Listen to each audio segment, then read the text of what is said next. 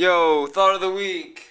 Gonna talk about Metal Gear Solid. They're gonna be awesome. I'm gonna try to keep it quick.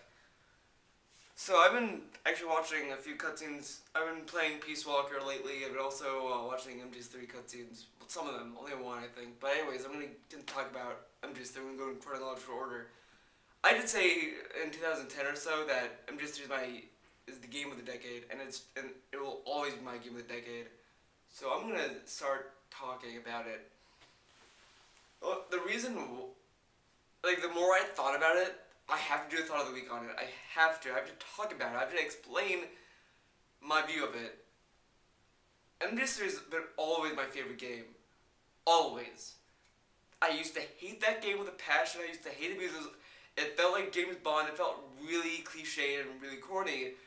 But then it dawned on me is that it it was Kojima wanted it to be this corny, and he wanted it to be this kind of James Bond feel. And I understand that. I completely understand that now.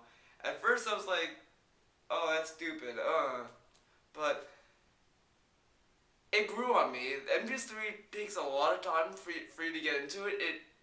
First playthrough, you're gonna hate it, but the more you play it, the better it gets, and the more you think, and if you think about it more, because I started appreciating 3 a lot more when I was thinking of this.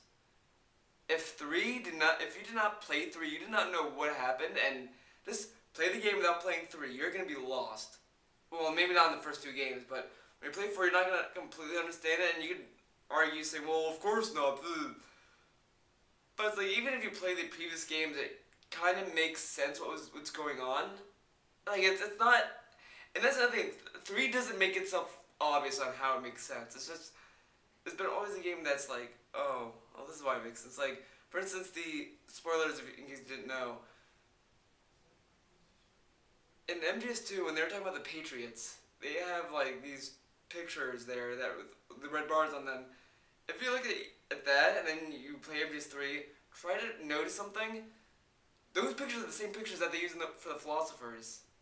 Like, they're closer in MGS2 and MGS3, they're kind of spread up. You're seeing the whole group, but they're both the same because the Patriots use the philosophers as a cover to hide behind, pretty much. But anyways, the reason why MGS3 is the best game, and I really hope I get a good discussion out of this from you guys. I've not been getting any discussions out of anyone. I want that to change. The best boss fights. MGS3 had the best boss fights in any Metal Gear game. Every other Metal Gear game had good boss fights. I'm not saying that they suck, but MGS3 had the best. It was, and you can say, well, the pain is stupid and this, and you get thumb your asshole about that all you want, but I would agree with you. But if it wasn't for the end, the sorrow, and the boss, I would agree with you.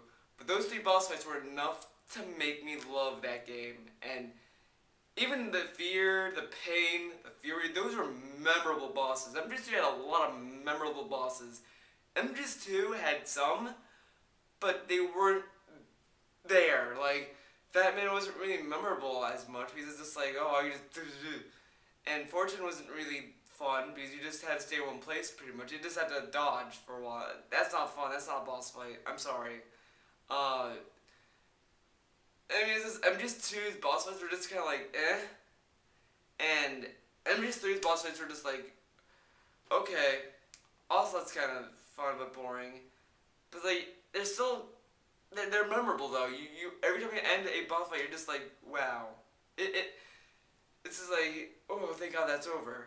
Not in a bad way. It's just like, it wears you down. That's so brilliant. Like, that's why I think 3 does the best, is that you feel the weight of Snake. Like, and you understand this character's emotions way more, because with MGS 1, 2, and 4, you're playing a guy who's experienced in fighting, and he's seen a lot of shit in his life. You've played that.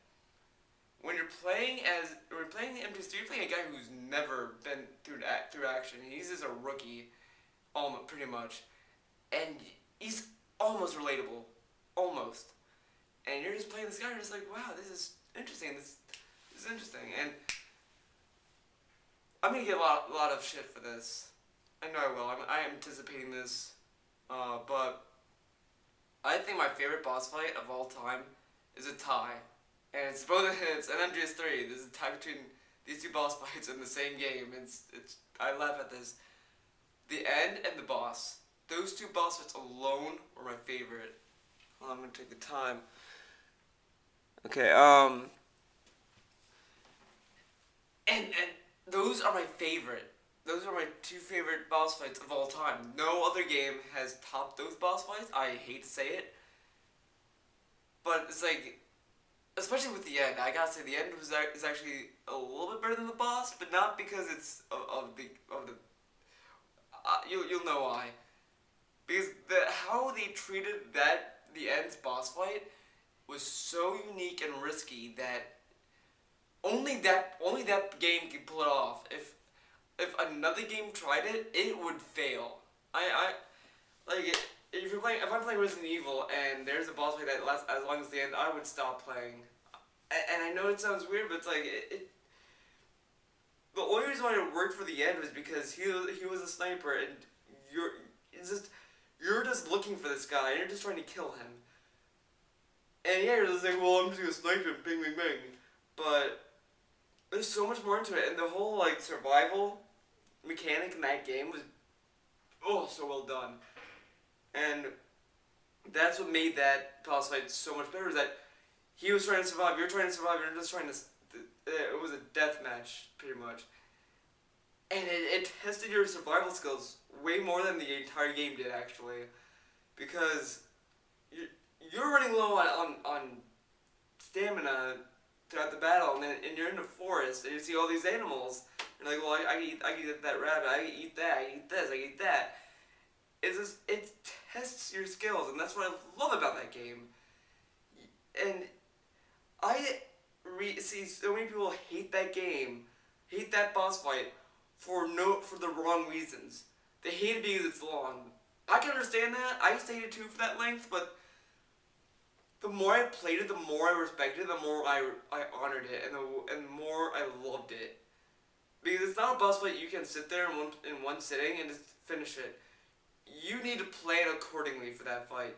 You cannot just half-ass that boss fight. You have to sit there and be like, okay, I'm about to enter the end fight. What do I gotta do? Okay, well, I gotta do this, I gotta do that. Okay, but so I should just stop now and then just do all this stuff now. Like, and at first I'm like, that I shouldn't have to be doing this. It's a video game. But also think about if you're in real life and you're sniping this guy or something, it's not gonna be a quick fight. I mean, yeah, some talented soldier. I don't know. I'm not an army person, but it's just you feel the pain of Snake. You're just like, oh, I want to find this guy, and you try so hard to find this guy, and when you kill him, it's so rewarding. That's why that boss fight's amazing, because it's the most rewarding boss fight to do. No other game can get away with it. Resident Evil cannot do it. Castlevania, no. MGS3 Snake Eater is the only one that can do it. So that's why I like the end. Now I'm gonna talk about the boss, but let me take the time. Okay, the boss fight, the last one was brilliant. I absolutely loved it, and I know people who keep telling me, oh, I don't like that boss fight. Well, you didn't know anything. It's the best boss fight. Yeah, you can go through it and just be like and just half-ass it and just boom, Annihilator if you wanted to, but it's the reason why it was the most brilliant boss fight I've ever played is because when the cutscenes in the beginning cutscene before the fight was intense. Like, you cannot tell me that cutscene did not speak the most to you. You cannot tell me that, because that doesn't make any sense. Here's why it's a brilliant boss fight. You go there like, okay, I gotta kill the boss. And in the whole beginning of the game, you had no emotional investment between the boss and Snake as much. Like, it started off with you just being like, oh, she's a Kodak person, cool. Oh, she's betraying us, that bitch, I'm gonna kill her. And the more you go on, the more you're just like, oh, well, I guess it does suck, but I'm still gonna kill her. But then when you actually face her face to face, you're just like, shit. Like it hits you almost. Like you're just like, oh, I have to. Because after she talks about what is going on, you just feel like an asshole for killing her. You're just like, oh no, I have to kill her. Because like she's like, yeah, I got the U.S. dicked me over. I was like, what? It's like, yeah, I wanted to do this, but they're like, no, fuck you, and it was just that whole cutscene explained things so well that you're just like, oh no, I don't want to kill you, and you're just like, no, you have to kill her, and I love the scene where she's just like, okay, you got 10 minutes, finish your mission, kill, face me, and Snake is like, oh, damn it, and he is now wasn't looking forward to this fight, and he was just like, I gotta do it, but and he was just like ready, and then the whole boss fight is great, and everyone keeps telling me it sucks because it's, oh, I could just use my shotgun. Don't use your shotgun. Try this. Use nothing but a handgun. Use nothing but that, and you'll have fun. I guarantee it. Because I love the fact that she charges right at you to do CQC on you, and if you tap circle, like I know there's a way to counter it, but I could never figure it out. I always like turn to the side, and I'm just like hit her with my pistol, and then it's like she falls down. I'm like hit her again with my pistol. Then she gets up and then she shoots me. That whole thing was fun.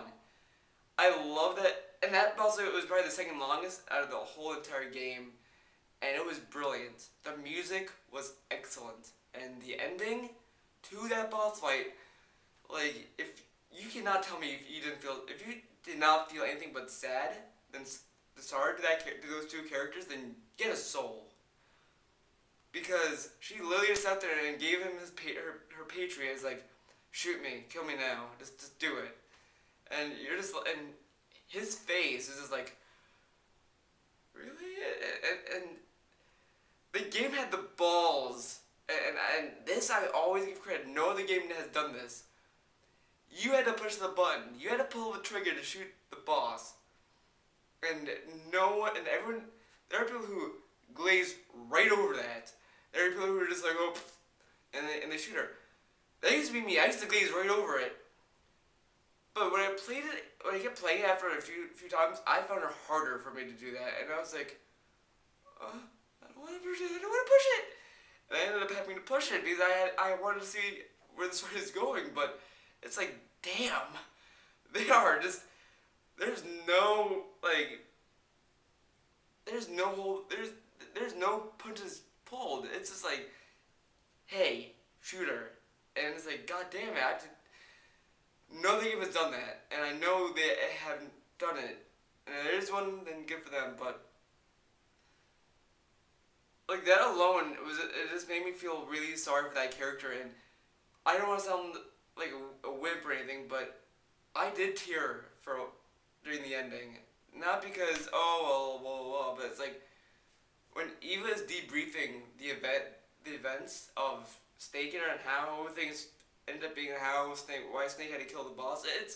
It's you cannot tell me that's not a sad story. You cannot say that. It is a sad story. And you're just like, why I killed her, and you do feel, and it's like watching all these events go on, watching Snake accept the title Big Boss, like being awarded the title Big Boss. You're just like, god damn, and you understand why Big Boss would defect. You would understand that perfectly.